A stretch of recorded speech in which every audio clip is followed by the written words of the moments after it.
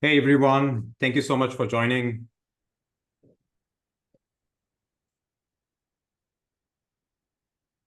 Thank you everyone for joining in. We're going to take a minute or two to let people funnel in, and then we get started. Go.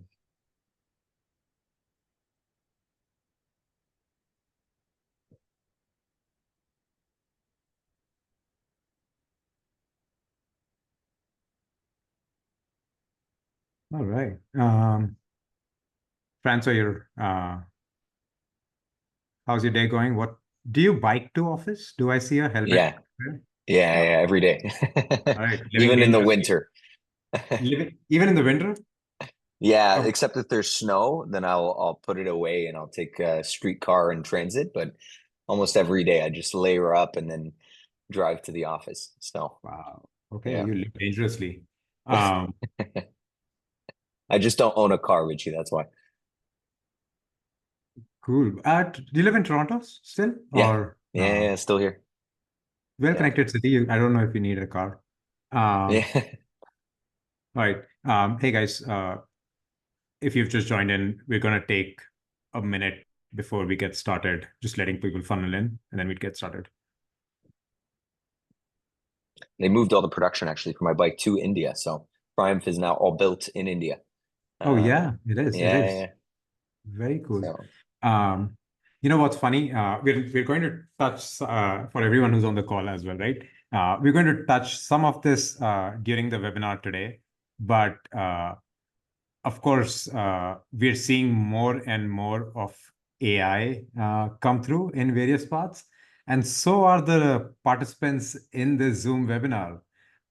For every prospect or every person that has joined, there are equal number of note Otter takers. AI and some other AI tool that has joined this webinar that I see. Very cool. I personally like some of the note-taking softwares because it makes my life easy. Do you guys do it, Francois? Yeah, Do you guys? 100%. We use one called Glyphic more on the sales side, but it's funny because I think nowadays people joining webinars will just send their note takers and then read the synopsis. The summary. Yeah, exactly. Perfect. Have my note taker join and send me the summary. Perfect. Cool. We're 2 minutes into this. Hey guys, thank you everyone who's joined in. Very excited about the webinar today. My name's Richie. I'm one of the founders at PriceLabs. I have Francois here, who's the co-founder and CEO at Enso Connect. We're going to talk about your growth drivers and revenue strategies in 2025, the second half of 2025, or the last 4 months of 2025, really here. We're going to look at data of how things have evolved over the last couple of months, what we are seeing, but also touch base on looking at untapped demand in STR market. How do you adapt to traveler expectations and their booking habits? And then how can you learn from the demand shifts that we have seen so far in 2025? This would start with a data heavy session, and then we'll get into the tactics of how you can apply certain things. And so with that, I'm excited to welcome Francois. Francois, do you just want to introduce yourself quickly? Yeah, 100%. So my name's Francois. I'm the co-founder of Enso. I'll just move to this part. We are a guest experience platform for the vacation rental industry, servicing over 50,000 listings, 30 plus integrations. And really what we focus on is driving more revenue with upsells and automating more conversations with AI. So our three products include a branded guest app, the Boarding Pass. I almost trademarked this name. We keep using the name of the Boarding Pass if you've heard of it. Our unified messaging platform with some upcoming releases on AI for reasoning models that can help effectively automate more conversations. But thanks for having me, Richie. Really appreciate it. Very cool. Very cool. Yeah. And quickly about PriceLabs, we are a pricing and revenue management software. We work across asset classes. Vacation rentals and short-term rentals is where we started because I was putting my house on Airbnb. almost 11 years ago now, and realized that I was pricing it at flat $100 a night, and everyone around me was pricing at $100 a night all through the year. And I was living in Chicago. It didn't make sense. And so that's kind of when we realized that we should probably be adjusting these prices. Today, we primarily work with vacation rentals and short-term rentals, but also work with mid-term rentals, 28-day plus stays, or if you have a serviced apartment or apart hotel, glamping sites, campgrounds, etc., hotels, hostels, etc. We price a little over 500,000 properties, work in several languages, 6 here, 7th one coming soon. And then our teams all remote, distributed around the world. And with that, we also have several types of products. Dynamic pricing, which is our core product, adjusting rates based on supply and demand every day. Portfolio Analytics, which is a free-to-use software, allows you to access your own data, but make sense of that data through a very intelligent analytical software. Market dashboards help you understand what's happening in certain markets, whether that's your city, your neighborhood, your country, or anywhere around the world. And then Revenue Estimator helps you if you have an address and certain property type, amenities or metadata, etc. Right? You can plug that into Revenue Estimator to get a sense of how much money can you make from an address on Airbnb. With that, excited to get started. Today, I'm excited to have Francois run this webinar with that. And with that, over to you, Francois. 100%. So thank you for the introduction. Really appreciate it. So the agenda for today, we're going to talk about some of the macro snapshots, so supply, demand, occupancy. Obviously, PriceLabs has quite a bit of data for this, so we're going to support this with a lot of data-heavy slides in the upcoming few minutes. So if your auditors are taking notes and your voice recorders, let's see if they can capture some of these data points. We're going to talk about some of the expectations and behaviors of travelers. These are changing and changing quickly, especially as we look at how people are searching for their vacation rentals. Demand is not gone. It is concentrated. We're going to touch up a bit on demand. A few playbook items around what the top operators are doing, and then what's the focus and some of the next steps for 2025. We'll leave some room towards the end for questions. If you guys have any questions, comments, or things you want to share, feel free to put them in the comment section, but we'll address it closer to the end, just so we can keep the flow going. So we'll start off with the short-term rental market for 2025 from boom to maturity, and I'll leave it with you to go through this data. Absolutely. Thank you so much. Yeah. I see we have people from various countries joining in today. For context, today we are specifically going to talk about US market and the trends that we're seeing in US market, but this is applicable to most other markets. And as we go through, I can probably also point to places on PriceLabs where you can find this data in case you're joining from other geos outside of US. High level, just to give you a quick understanding, today we see roughly 1.6 million active listings or properties in US on Airbnb, which is up from 2024, about 4.5%. And then occupancy has remained similar as last year and actually last couple of years. But we are seeing that August and September, or when we last pulled this data, in August and September, we were seeing it was pacing a little behind compared to 2024. And then lastly, even though occupancy has held steady, rates though have remained fairly strong. On average, we see $249 in average daily rate, which is up from last year, even though the occupancy is down. What we are seeing overall, and we'll get into these each of these bullets or each of these data points a little bit deeper, right? But what we're seeing is we're seeing a normalization, or what I think of as a consolidation era, right? We saw very quick growth over the last over 2021, 2, 3, just coming out of COVID, right? And then more recently, we have seen more stable-paced growth in terms of supply. And so we're going to talk about how opportunity may depend on you getting things right and not just the market momentum that existed in, say, 21 or 22 or so on and so forth, right? If you'd see this graph, and I'm not sure if the numbers are small at your end, they are at my end. Let me try to make this a little bit bigger so that We did it actually on I can read purpose for the this. co-pilots.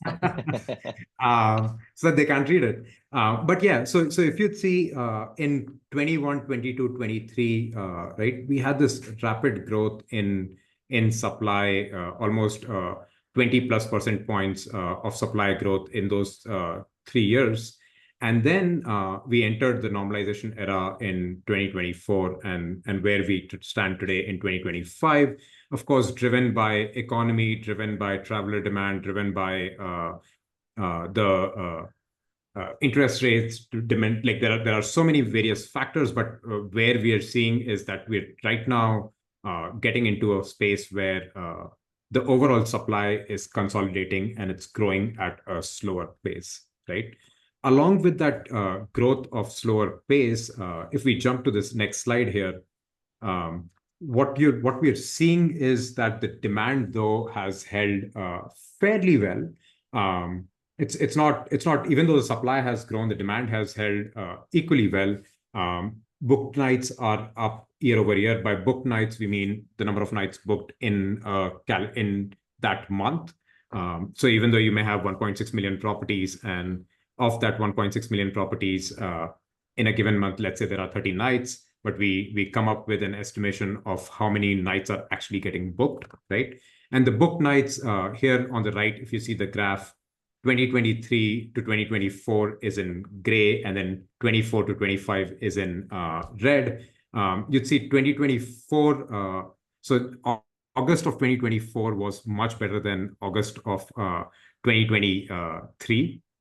But over time, what you'd see is that in June, say in the June graph that I'm looking at, the red color is now June 2025, and it's getting compared against June of 2024. There's just a slight growth relatively, right? So in 2025, we're seeing some growth, but not as much growth in booking volume overall. If we jump to next slide here, as a result of the supply increasing but booking growth being reasonable, what you're seeing is that the occupancy is normalizing, and we've seen close to that 62 to 64 bracket over the last couple of years, right? In 22, even though the demand was higher, we just saw this occupancy the supply of listings come up really, really fast. And so you had more bookings per listing. And in 2025, that started to normalize a little bit, right? And you're starting to see us operate in that 62 to 64 band quickly. And then if we go to rates, though, rates continue to go up year on year, right? They've not normalized. The rates have not normalized, right? Every year we are seeing somewhere between 3 to 4% growth, except for 2023. I think that was the shock year coming right out of COVID, supply still being high, people trying to drop prices in order to capture demand, right? But then realizing that there is only so much demand in the market, you can't create organic demand by having slightly lower prices. And so I think the overall market has gone to just a steady state growth in ADR, right? So that's kind of where we stand today. And overall, our understanding of this market is that we're today operating in a stable, mature market where supply growth has normalized, demand is becoming steadier and steadier. And so as operators, as property managers, you have to figure out how do you take some levers that you have to drive revenue, right? Whether that's your rate strategy, or how do you want to pace when you get a booking, or your guest experience approach, right? So you want to figure that out because the tailwinds that existed in, say, 21, 22, and of course, I sound like a broken record probably, right? Because it's not something new that you've heard, but we're really starting to see that stabilization, that consolidation come up.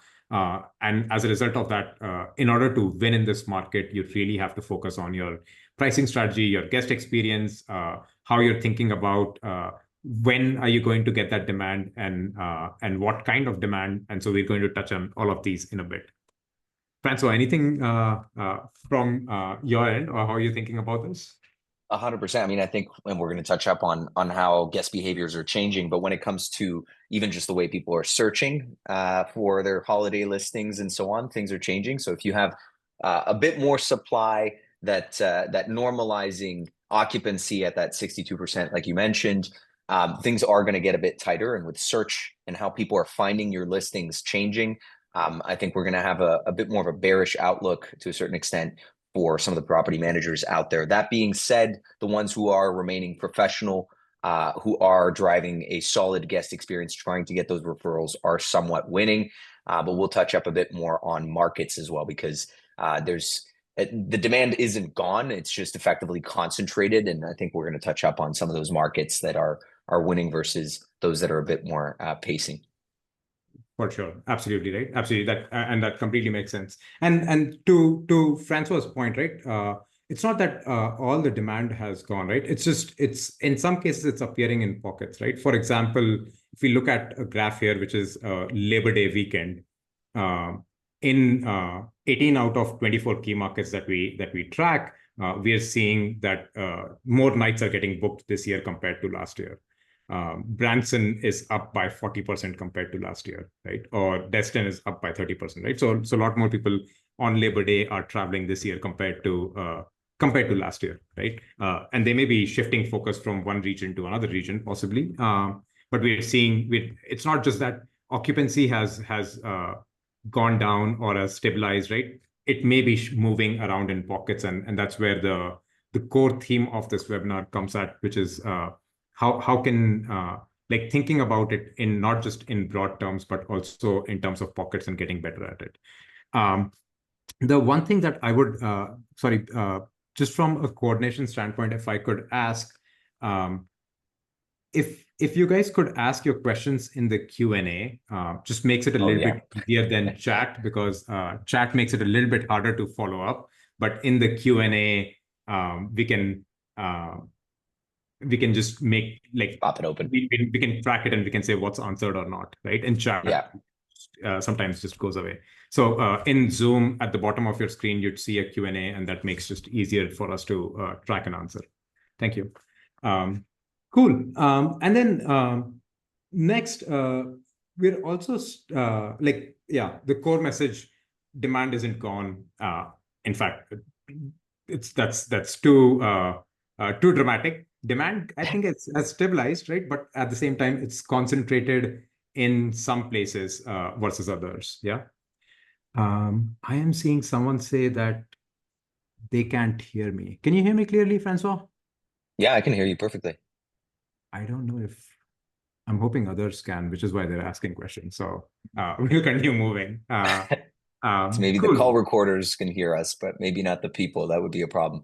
That's a huge problem, huh? Yeah, they can say we can hear you. Okay, might be. Yeah, cool. No issues hearing. Cool. Okay, good. Yeah. So like we were saying, when I looked at the slide, by the way, right side is for visual purposes only. The key message to capture here, to talk about here, is you want to think about capturing concentrated demand, right? Event-driven spikes in your markets, right? And shorter, meaningful travel that's happening, like just high-value stays rather than high-value short stays rather than extended stays that are happening now. How can you want to think about how can you lean into weekends or think about your event or holiday-driven demand and prices. And especially one thing weird, and we'd get into this quickly with data, we're starting to see shorter booking windows, right? And so how do you react to those shorter booking windows and not panic is also something that we should consider, and we'd look at some of that data. 100%.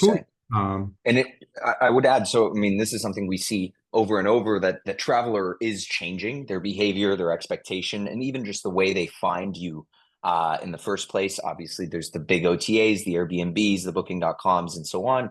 But search is effectively changing how people are finding their vacation rental properties. And I wrote an article actually just last week on a trip to Turkey that I did this summer, a little vacation, and realized that even my own behavior being in the industry completely changed.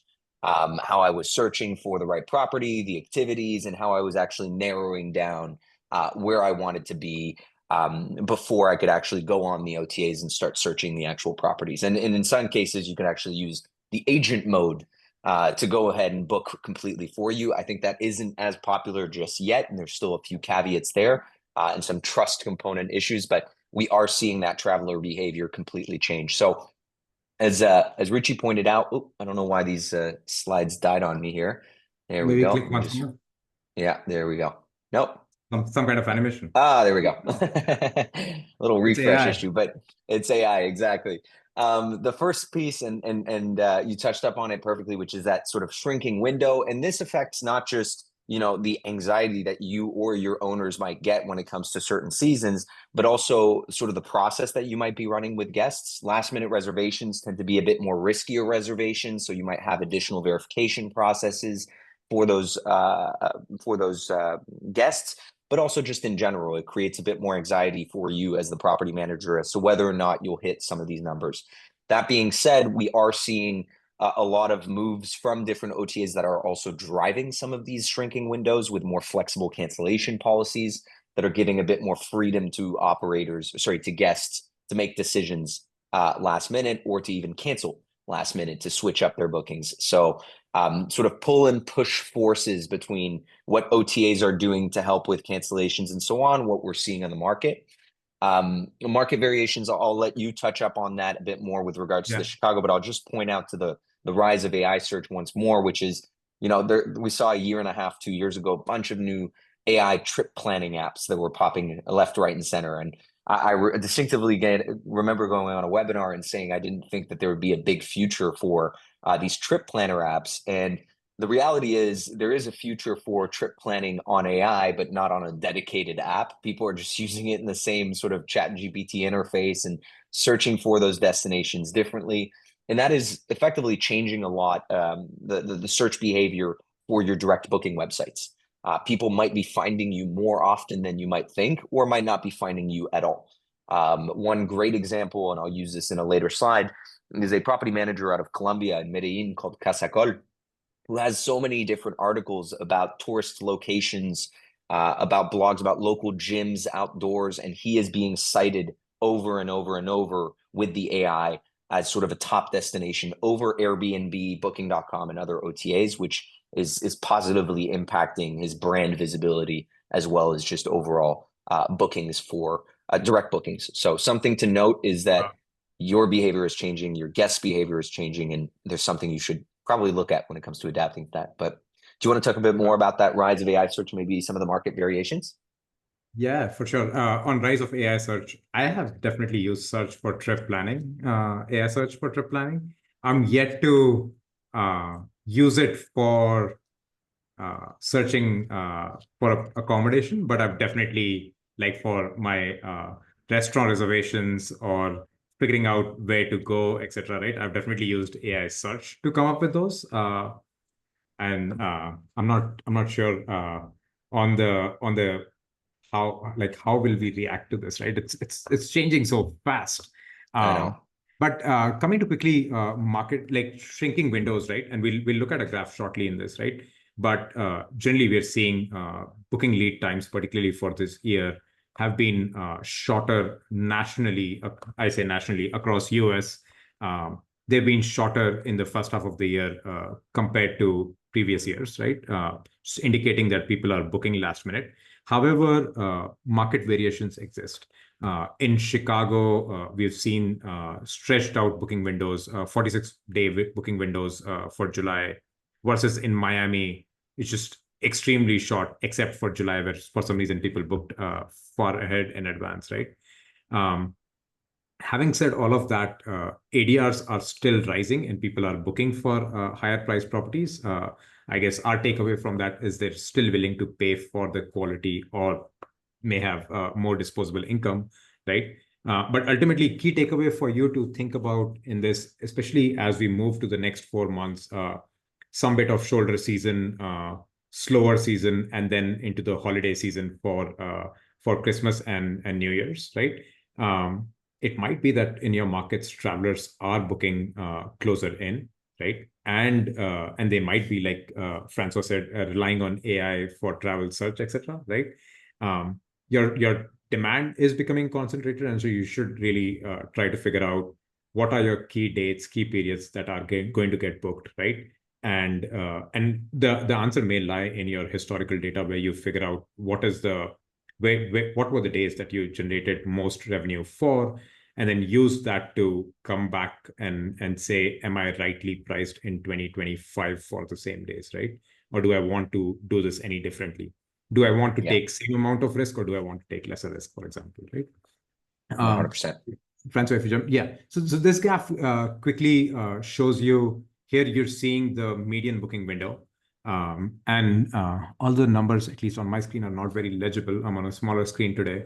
But what you'd see is that the gray bar here is the median booking window for each month in 2023 or 2024. And then the blue bar is for the same time in 24-25, right? And what you're seeing here is that the blue bars generally you're seeing are lower than the gray bars, right? What that translates to, for example, in July is in 2024 July, which is the gray bar, people were booking 31 days in advance, versus in 2024, in July 2025, they booked 28 days in advance, right? Now, theoretically, that does not seem like a very big number, like 3 days shift. What's the big deal, right? But when you start to look at it at scale and we're looking at it here from a national averages standpoint, right? That's a very big swing for an average across 1.6 million listings in a month to get, right? And so generally we're seeing people are booking a little bit more last minute here, right?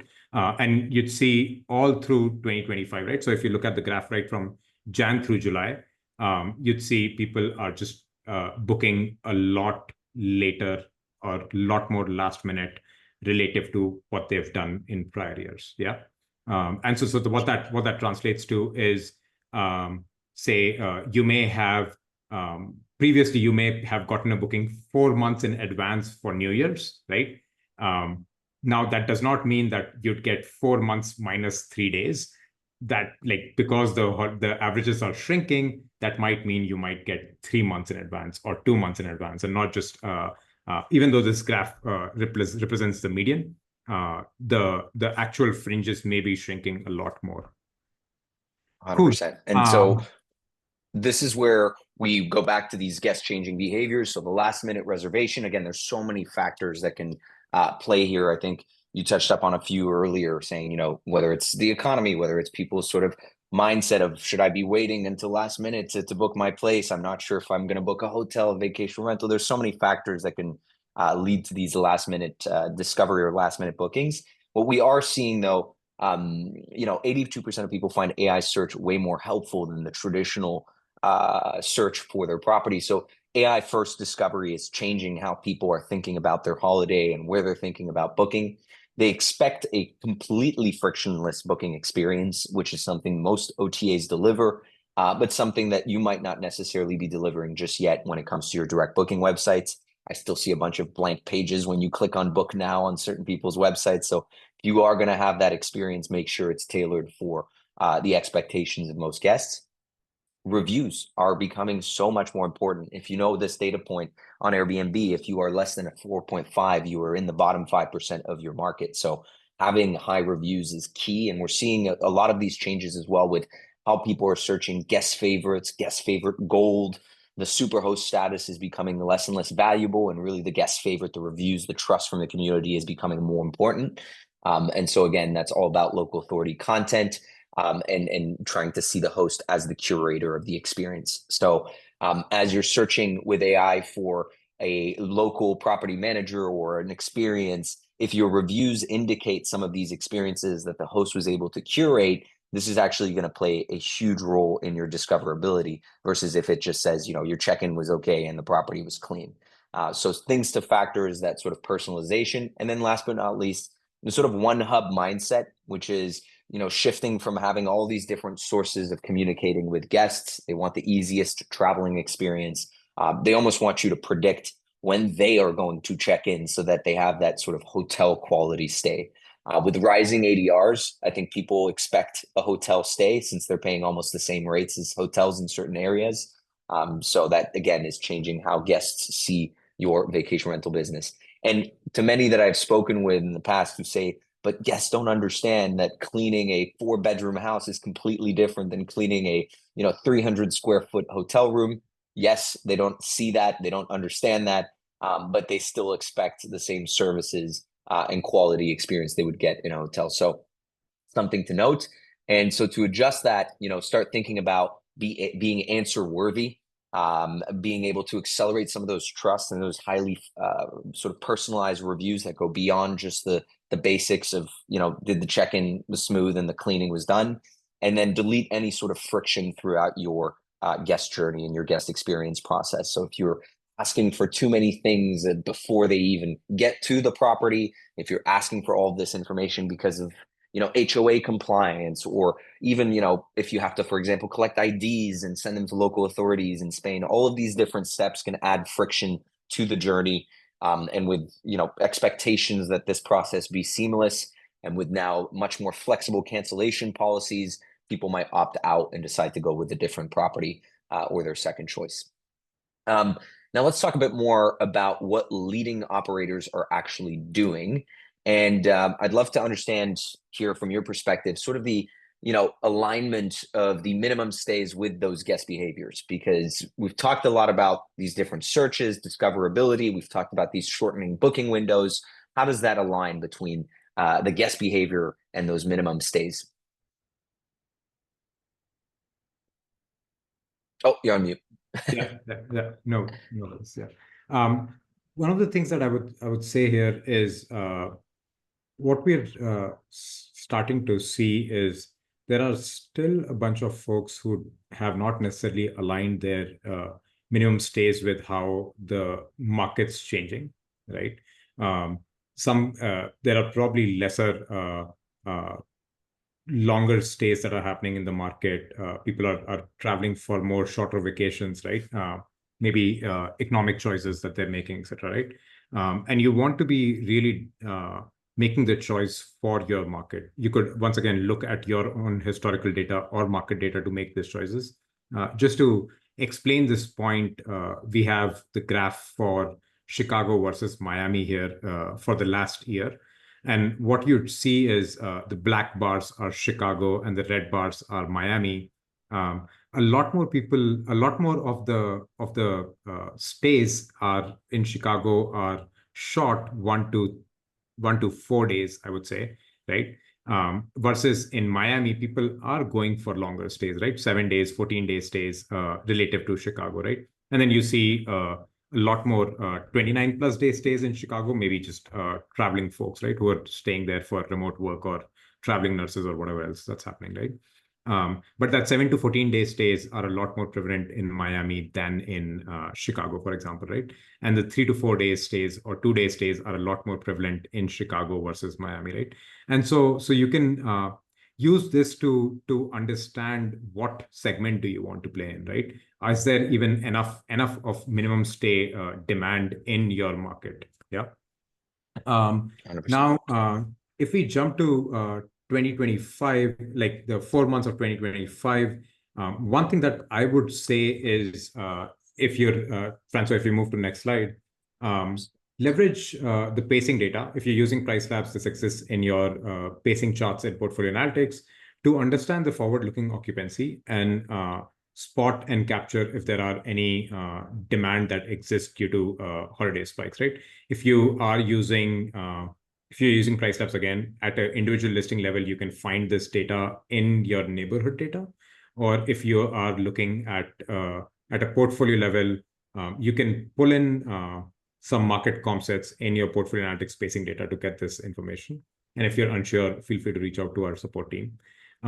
I'd also say try to figure out, are you trying to go for occupancy, and are you trying to be competitive with lead time? Some folks might want to be, right? In which case you may want to say, for example, in PriceLabs, maybe you may not want to have far out premiums, right? Which we have turned on by default, a far out premium.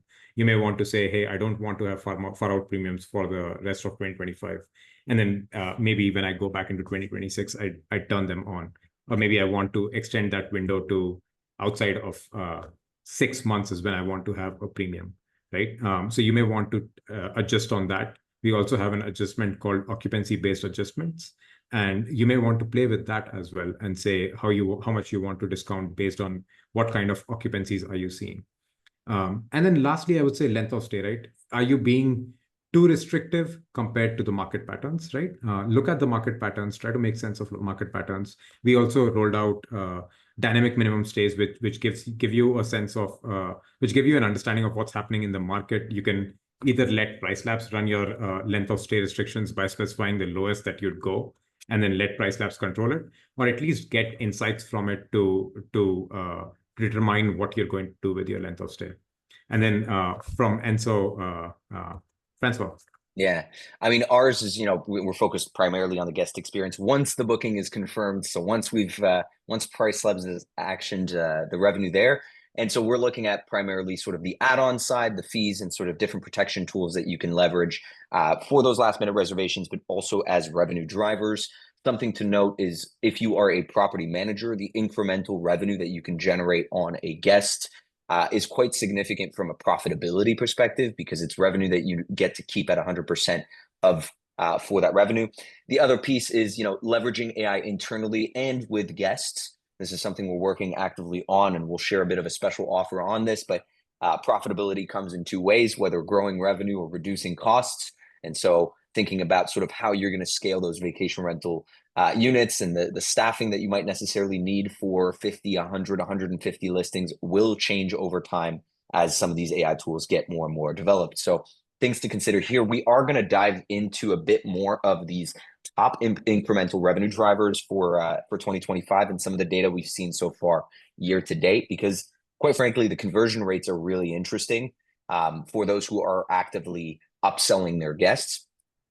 So I'll drive through a few specifically around operational and experiential upsells, as I call them. The first one is this concept of operational upsells, which is early check-ins, late checkouts, sort of mid-stay cleanings, gap nights, and things like that. This is a very high converting upsell opportunity. It's easy to implement. It increases guest loyalty and satisfaction, and also just overall your brand awareness. You can do this as simply by sending a Stripe payment link to your guests, or going through the Airbnb Resolution Center, or of course doing it through a more formal guest web app experience in that sense. Now, what's been interesting from the data that we've seen with our clients over the past couple of months, since January, since we started tracking, and keep in mind, we launched this product about a year and a half, almost 2 years ago, and we're now generating north of 1.5, almost $2 million every month for these customers on these different types of upsells and fees. What's interesting is obviously the early check-ins and late checkouts pace out throughout the year, kind of aligned with some of the numbers that we saw with last minute reservations from PriceLabs. Early check-ins convert a lot better than late checkouts in general, at 38% when presented with different options. So that includes the free option of a 30-minute, 1-hour early check-in, all the way to pricing it and saying you can check in at noon. Late checkouts convert a bit less. Our hunch is that guests think they can just check out without even late checkout without actually requesting it, and just leave a bit later if they need to. So that might be the reason for a lower conversion rate there. But overall, we're seeing sort of a steady growth in the average transaction value. So people changing their rates on those upsell opportunities, probably tied as well to the number of bookings they have before and after each reservations, and therefore sort of the operational complexity of delivering that.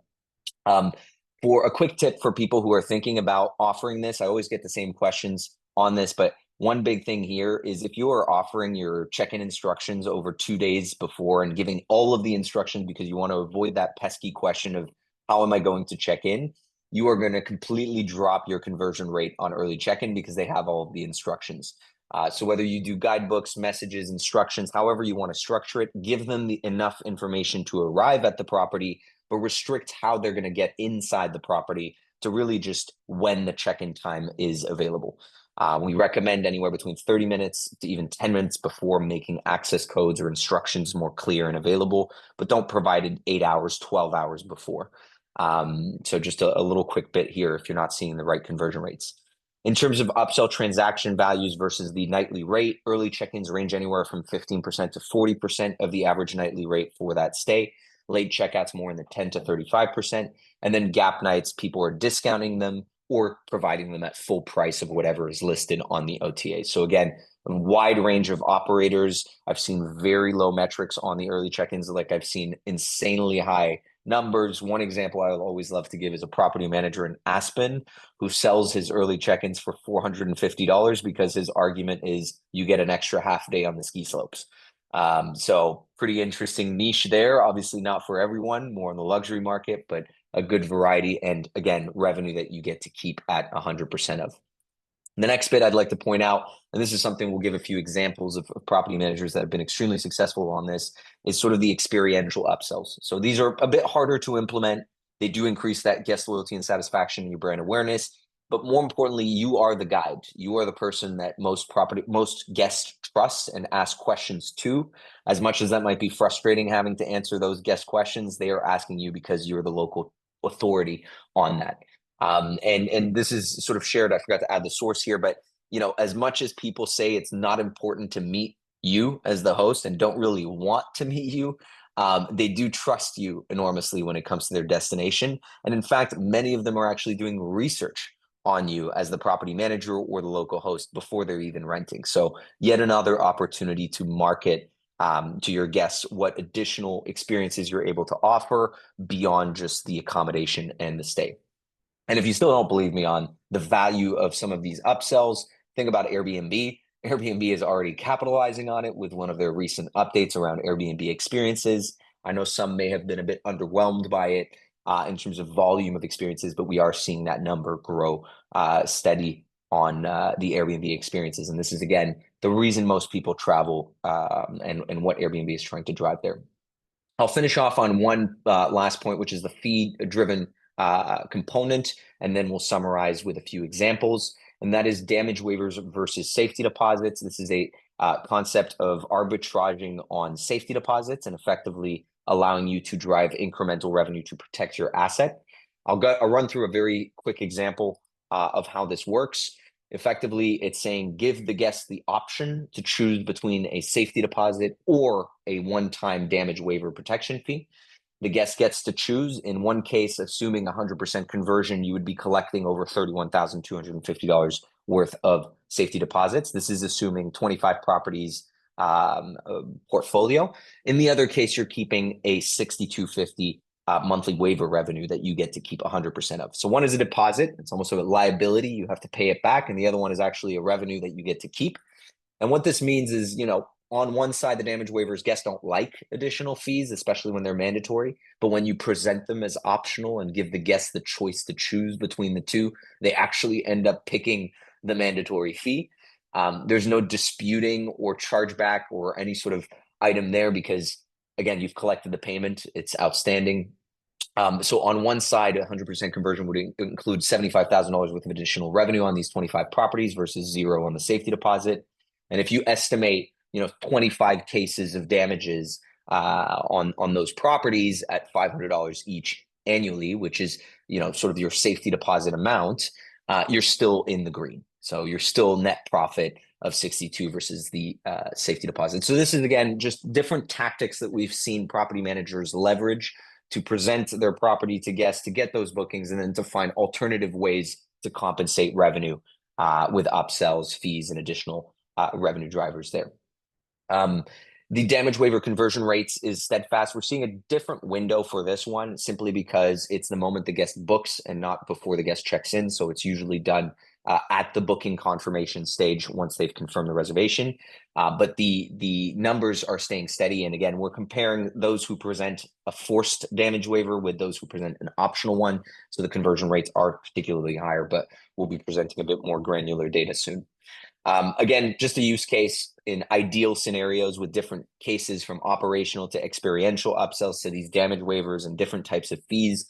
You could be netting net of $5,000 on 25 properties per month in additional revenue that you get to keep 100% of. So imagine $5,000 extra profit on 25 properties and what impact that might have on your vacation rental business. Again, these are different assumptions based on early check-ins, late checkouts, fees, and so on, which you might drive through your PMS, through additional software, and so on. So benefits, guest satisfaction boost, a revenue increase, a competitive edge to present these different types of offers. And as we discussed with Richie on the fact that simply guests are looking for reviews with these additional components like, oh, I was able to check in early, I was able to have these different experiences, will help you be more visible on different search components.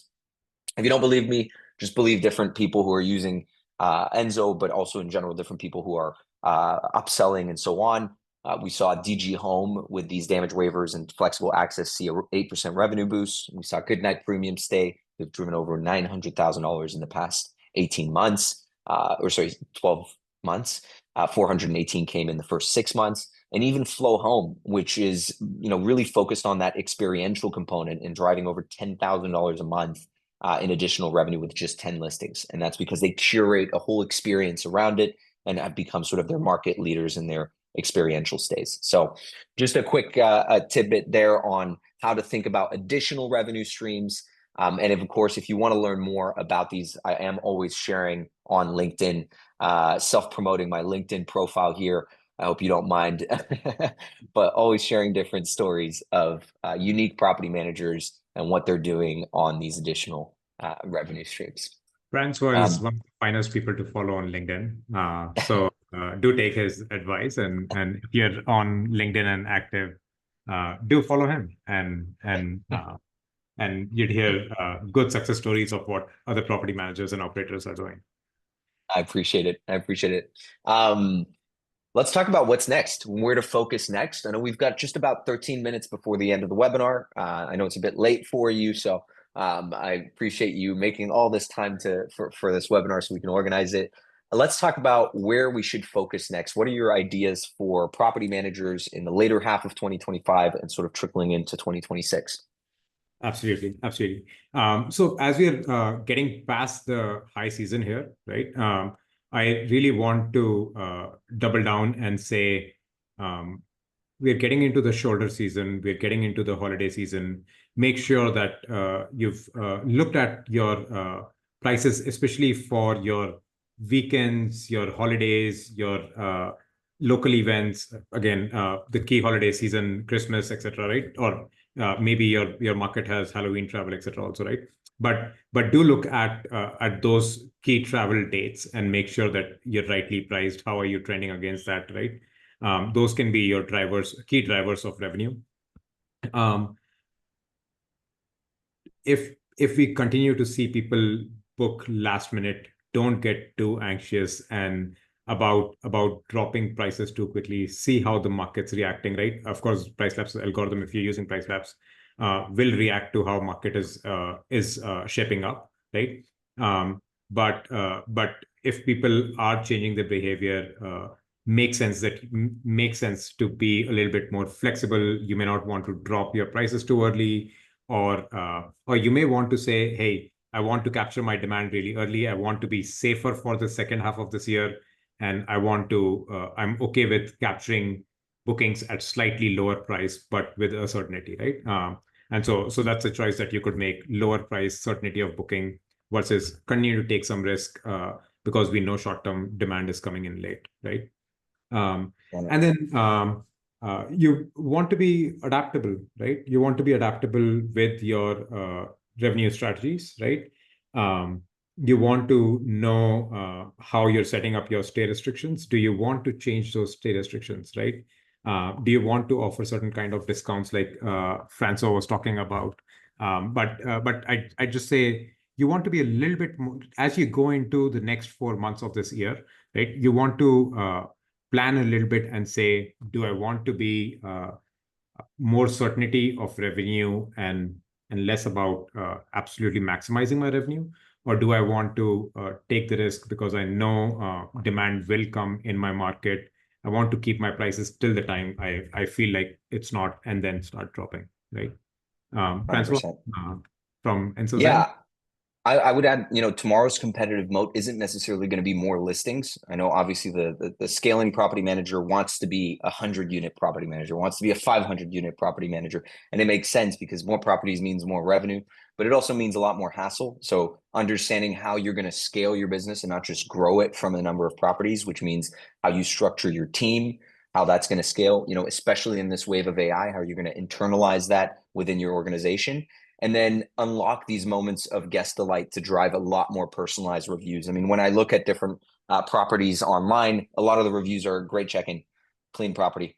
It was great. That doesn't give me enough insights as a guest. And so what I'm relying on are the badges that Airbnb is providing, like guest favorite and so on. And so now you're competing on the OTAs to have these unique sort of, I want to call them almost like NFTs, but maybe they're not. Just unique random filters and categories that they're creating to differentiate your properties when realistically people are trusting other guests and the reviews and what they've provided. So try to drive those delight moments and get people to share that in your reviews, and that will make your searchability a lot more exciting. So again, tomorrow's competitive moat isn't necessarily more listings. It's going to be more of those moments of guest delight unlocked by some of the data that you're able to drive. Let's open it up for questions. I think we have a bit of time here. I know a few have already been answered by our respective teams here. Do you want to pop one open so we can have a look at this? Let's see. Let's do this.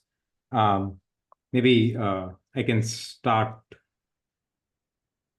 from the bottom here. How do you charge for damage waiver on Airbnb? Through the resolution center? I'm not sure if you can answer this. Sorry. Yeah, so it's a good question. So some people bake it into their price already. And so that's something that just makes it, I think I saw a comment actually from someone who just shared that they were doing this, Natasha Sander, who was mentioning that she bakes it into their management fee. But the other option is what I was mentioning, which is to provide optionality to guests. So if you force it as a fee based on the new policies, that's not going to fly with Airbnb. They want payments on platform. But if you provide it as an option where you allow the guest to choose between a safety deposit and a damage waiver, that's where it's totally fine to provide that option. And one of the advantages is at Enso, we're officially partnered with Airbnb's with a direct integration, which allows us very soon to post that safety deposit amount to your reservation, making sure that we abide by some of those new policies around, sort of full price on the reservation. So different ways of doing it: include it in your reservation costs or display it as an option for Airbnb guests specifically.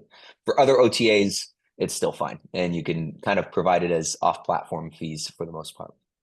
And sorry, Ray's asking that Airbnb doesn't want security deposit. Is that something? I'm not familiar with this. Depends on the property.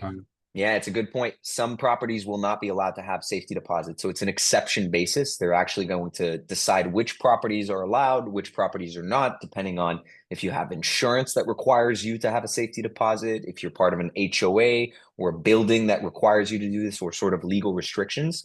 So you have to get effectively a approval from Airbnb in order to get safety deposits. That being said, for any of my European friends, I know a bunch of our French clients would just have a complete riot if they couldn't have safety deposits. So I think it'll also depend on markets and who is allowed, who is not allowed. So make sure to ask your Airbnb rep effectively if you fit by those rules. Here we go. I see another one here. Should we answer them live? There's a lot of. Let's see. There is one question that maybe you can help with rule of thumb. How much should someone charge for an early check-in for, say, more than 1 hour? Do you guys have any rule of thumb for that? Yeah, anything in the sort of 1 to 2 hours, we'll see a 35 to 60 US dollars, depending on which option and seasonality. Usually people like to provide sort of a 3 to 4 different options. And what I like to do, what's worked best for me is popcorn pricing, which is this idea that the large popcorn is, so if you ever go to the movie theaters, the small is $5, the medium is $6, and the large is 10. And everyone gravitates to the medium because they're like, it's just an extra $1 and I get more popcorn. So it's kind of the same option. You're going to provide a 3 p.m., a 4 p.m., a 5, or even a 3 p.m. check-in, 2 p.m. check-in, or an 11 a.m. check-in. And then the 11 a.m. check-in is basically a whole new night. And so people will request that middle tier. There's different ways of playing around with it. Quite frankly, I wish we had like a direct connection to PriceLabs, where PriceLabs did the dynamic pricing of these upsells, because I think there'd be so much even more revenue to unlock. But maybe a conversation for later, Richie. For sure. There's a question from Kelly about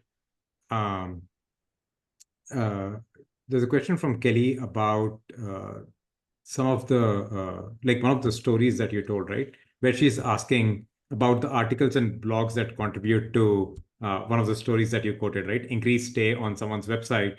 Are they articles and blogs that references website? Are they directly on it? Like how to think about it?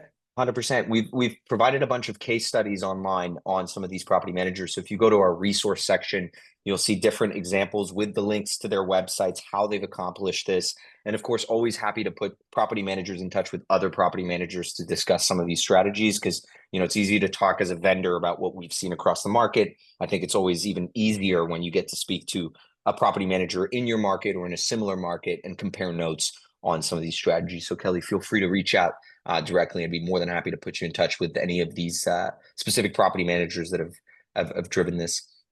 I see one question for you, Richie, which was around the sort of upcoming pricing changes on October 7th, and specifically to Airbnb, the mandatory changes on October 27th. Do you have any comments on that you might want to add? Yeah, absolutely. Yeah, I think there we go. I think if you are, especially if you're a host in US, there is a change that's coming in starting October 27th from Airbnb, where you'd no longer have split fee, but one single fee that goes out of host's payment, right? This is not new.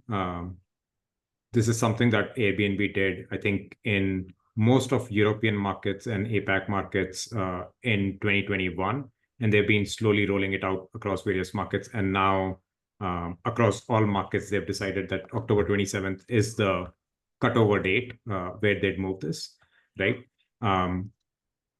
We'll follow up with some emails on how you want to make that adjustment, right? But essentially, for simplicity, whatever the increased percentage is, that's how much you want to increase your base price by, so that you're effectively your net money that you get does not change, right? And we'll follow up with how do you make that calculation over email, right? But that's what you're trying to do here, right? For nothing changes really, other than how the whole mechanics work, and I'm not even sure what the logic behind is. I have some hypothesis, but rather not conspiracy theorist on this call. But what you really need to do is just for a guest, let's say they were getting charged $120 because they had some Airbnb fee that they were paying, the service fee plus whatever your host fee, 3%, 4% was. And now they'd still pay that $120, but all of that fee comes from you. So you want to increase how much you were charging, right? So you basically want to charge 120 now, rather than maybe previously charging 105 or whatever. Yeah. But we'll send the math and calculation about it. Cool. 100%. I see one more here about PriceLabs. Do you help the properties appear higher on Airbnb and Vrbo? I love this one. Robert, I'm not sure, right? What we have heard, right? And these softwares, Airbnb, VRBO, Booking.com, they continue to play with their search algorithms, what shows up higher, what does not show up higher. One that we have heard is that if you're an active property manager, active host, you do show up higher, right? And so if you're changing prices frequently, and hopefully you're also getting booked as a result of it, right? Then and with Enso, hopefully you're managing the guest experience, so you leave with 5-star reviews, right? You should show up higher on the search, right? That's the idea. Other than that, like there's no way for us to confirm that that do you show up higher with PriceLabs or not. Having said that, because we do optimize prices, with optimized prices, hopefully you're getting more bookings, and with those bookings, hopefully you do show up higher, right? Yeah. I feel like the more frequently you update your pricing, though, and it's the same with description and other items, it does help rank significantly on some of these OTAs versus a stale listing that stayed the same over a course. But it is a black box ultimately how they rank things. If we could gamify it, I think everyone would be in first position, and it would be one big long horizontal bar of number one on the page, you know? Cool. We do have more questions here than we can answer today, guys. We will follow up on these questions over email. So we'll make sure that you get your questions answered. I do see questions from Brent. Will PriceLabs be integrating this change in pricing for existing accounts? I assume you mean the connection between Enso and PriceLabs, probably. Oh no, I know you're talking about the Airbnb 2020, Airbnb October 27. No, we'll be emailing it to you. This is a base price change. We don't change your base prices, so we'll have to have you do this, right? And we'll communicate on it. But thank you so much, Francois, for joining. Really appreciated your insights. Really appreciated hearing about Enso Connect.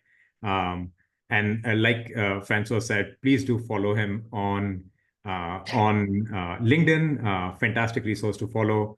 And then I understand, Francois, you have a special offer here for our listeners. We do. We are launching very soon a full agentic model that is basically reasoning, that shows you the thinking of the chatbot. So think of a simple chatbot that helps answer your guest questions, but with a content that is dynamic. So as you answer questions, if there's wrong information, we can update it live for you. This is getting released very, very soon. It's already live in beta for certain users, and we're making it free for anyone who signs up in 2025 for the rest of the year.